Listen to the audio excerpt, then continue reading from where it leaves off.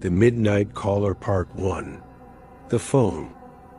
Emma bought the vintage rotary phone at a garage sale for $5.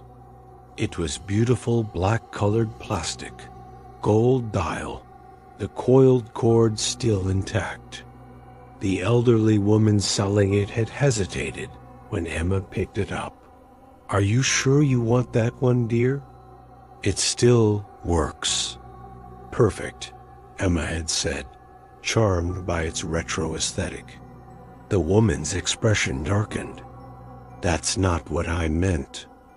Emma laughed it off and took the phone home to her apartment. She placed it on her nightstand, a decorative piece. It wasn't even connected to anything, just a prop. That night, at exactly midnight, it rang. Emma jolted awake, heart pounding. The phone's shrill, mechanical ring cut through the silence. But that was impossible. The phone wasn't plugged in. There was no phone jack. The ringing continued, insistent, demanding. Emma's hand trembled as she lifted the receiver. Silence, then breathing slow, deliberate, uncomfortably close. "Who is this?" Emma asked. "You answered." A woman's voice whispered, tinged with surprise and relief. "Oh God, you actually answered. Please, you have to help me. I don't have much time. He's coming back." "Who's coming back?" "Where are you?" "I'm in." Static consumed the line. When it cleared, the voice was panicked. "Listen carefully.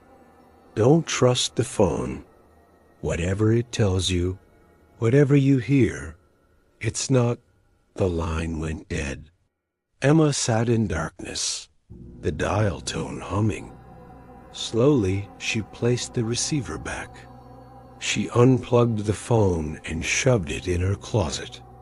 She didn't sleep the rest of the night. The calls continue.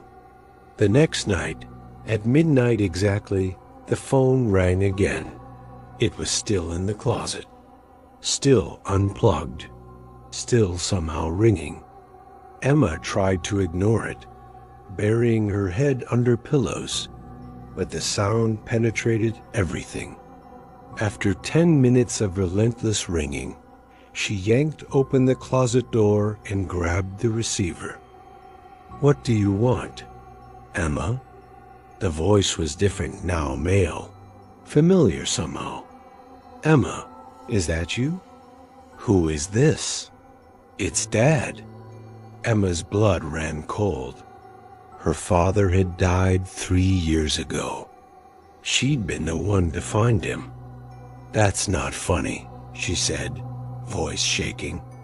"Honey, I know this sounds crazy, but I need you to listen. The phone you bought, it's not what you think. It's a bridge. Between here and where I am. Stop it. You're not my father.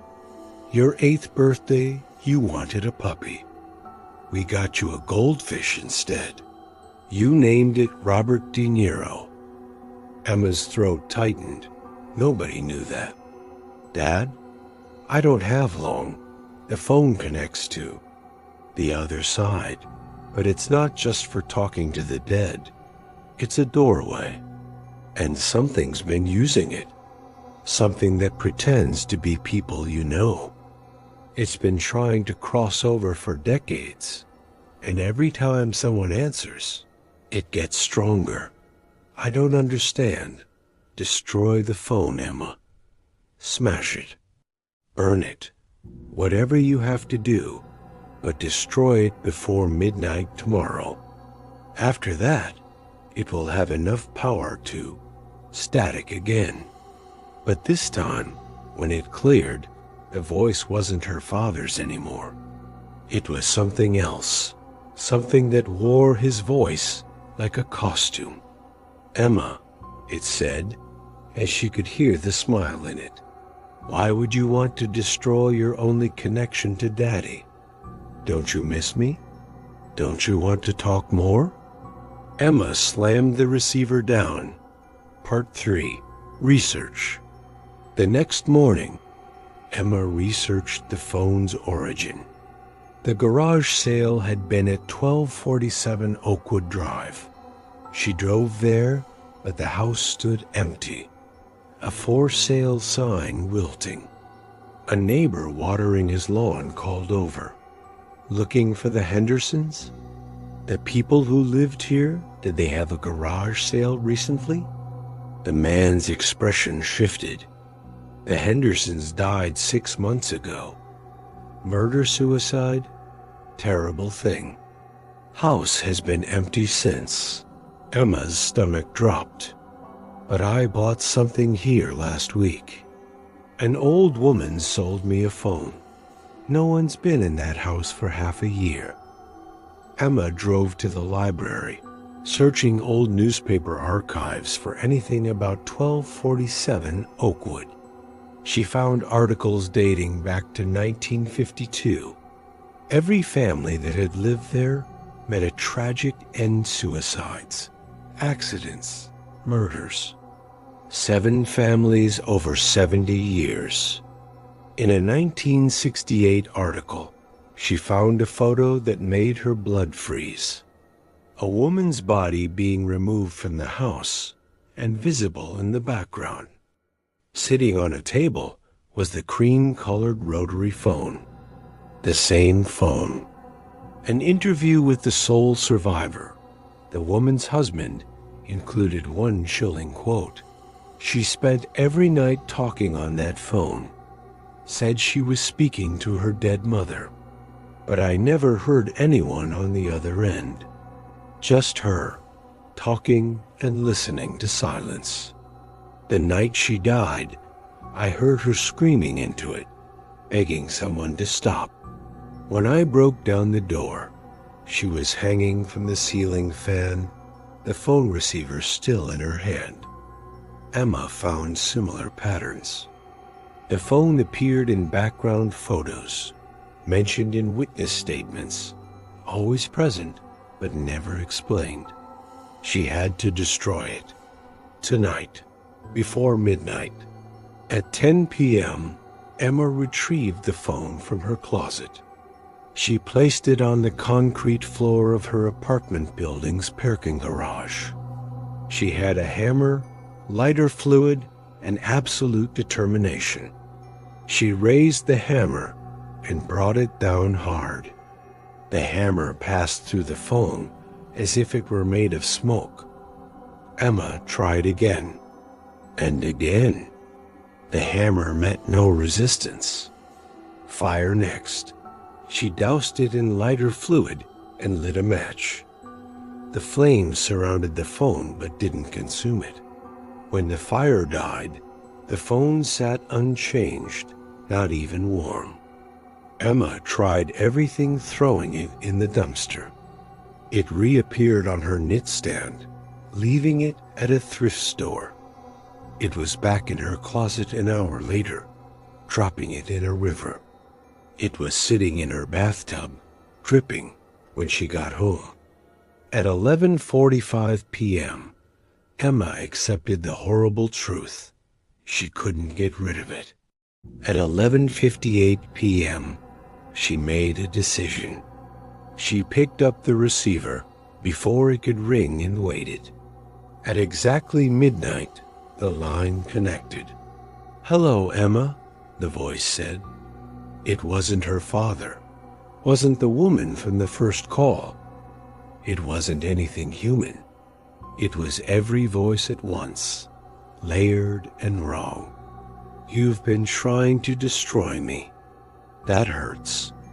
After I've been so patient with you. What are you? I'm the space between the last breath and the first death. I'm what waits on the other end of every final phone call. I've been collecting for a long time, Emma. Voices, souls, fragments of people who died holding a phone, reaching out for connection. And this device, this beautiful, perfect device, It's my anchor to your world. Why me? Because you answered. Most people don't, you know. They hear a disconnected phone ring and they ignore it. But you answered on the first ring. Curious, lonely, perfect. Emma's hand tightened on the receiver. What do you want? To cross over completely, to be real. Every conversation brings me closer. Every word you speak feeds me. By talking to me now, you're giving me exactly what I need. Emma's mouth went dry. Then I'll stop talking. I'll hang up. You think you have a choice? The voice laughed. Look at your hand, Emma. She looked down. Her fingers had fused with the receiver, her skin merging with the plastic, becoming part of the phone itself. No, she tried to drop it, but her hand wouldn't respond. The receiver was her hand now, or her hand was the receiver. When midnight comes tomorrow, the transformation completes. You'll be part of the phone, another voice in my collection, and I'll use your body to walk in the world again, just like I've done 6 times before. Each body lasts about 10 years. Then I need a new one. The family's at Oakwood Drive. All me. I'd find someone lonely enough to answer, consume them, use their body until it failed, and wait for the next. You're number 7, Emma. Lucky 7. Emma's arm was merging now. Fight all you want, the voice purred. By this time tomorrow, you'll be the one making calls, luring the next victim. It's already decided. Part 5. The solution. Emma's mind raced as the transformation continued up her arm. There had to be a way out. Think, the phone was a bridge, a connection. It couldn't be destroyed because it existed in both worlds simultaneously. But what if you're very quiet, Emma? Acceptance already? Good. That makes it easier. I have a question, Emma said. You collect voices, right? Souls of people who died on phones? Yes, hundreds of them. They're all part of me now. And you're not one thing. You're many. A collection without a core. Silence on the line. Then, clever girl, what are you getting at? If you're made of fragments, and you're only as strong as those fragments stay together, what happens if they stop agreeing? What happens if they want different things? They don't want. They're mine. Emma interrupted, shouting into the phone. Can anyone hear me? Everyone this thing has taken, can you hear me? You're not gone. You're trapped, but you're still there. The voice snarled. Stop that. They can't hear you. Dad, I know you're in there.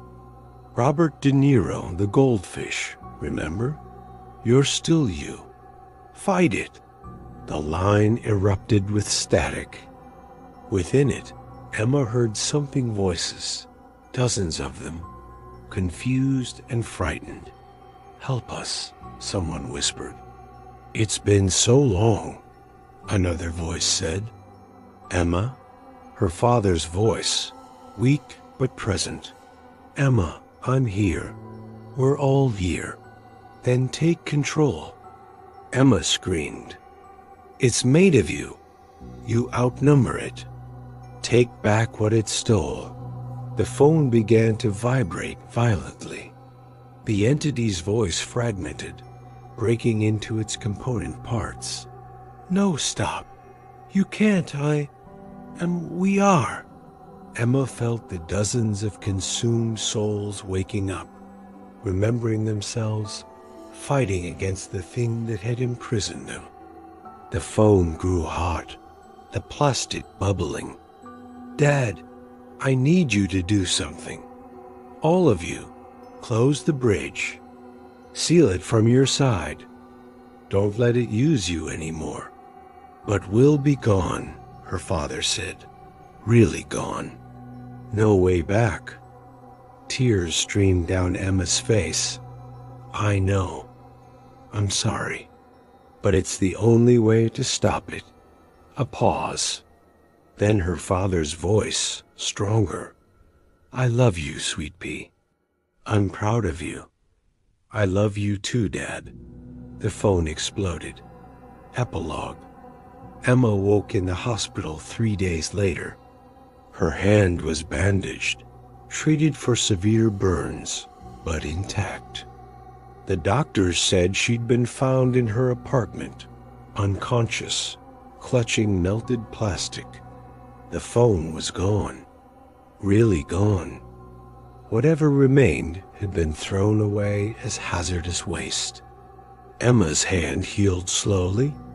Sometimes, late at night, she could still feel the echo of the receiver fused to her palm, but it faded more each day.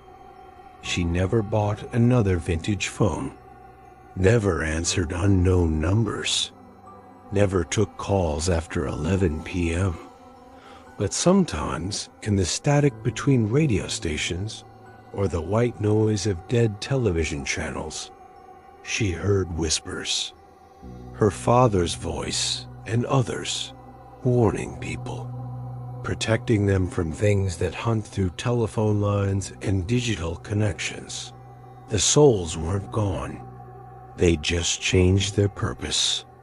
Instead of being used to hunt, they now stood guard, warning the living about what waits in the spaces between calls.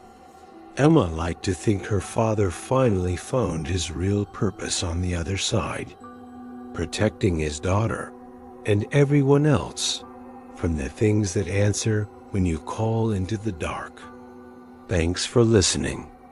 If you like this channel, hit the bell and subscribe so you don't miss other terrifying stories like this one.